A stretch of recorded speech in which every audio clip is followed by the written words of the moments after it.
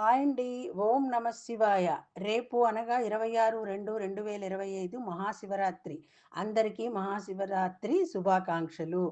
ఒకానొక కల్పంలో బ్రహ్మకి శ్రీ మహావిష్ణువుకి నేను అధికుడను అంటే నేను అధికుడను అని వాదోపవాదం జరిగింది. వీరి మధ్య వాదోపవాదం జరుగుతుండగా అతి తీవ్ర స్థాయిని పొందుతుంటే దేవతల మొర విన్న పరమేశ్వరుడు ఒక జ్యోతి స్తంభంగా వారి మధ్య ఆవిర్భవించాడు. అదే మహాశివరాత్రి. దేశము, కాలము కలవడం చాలా కష్టం. అందుకనే జన్మమునకు ఒక్క శివరాత్రి అని శాస్త్రము పిలిచింది.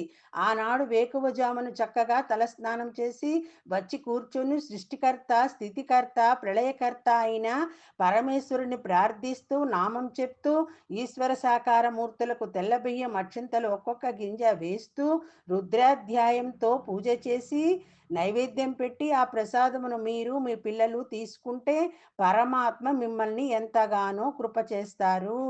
ఓకే. ఓం నమ శివాయ.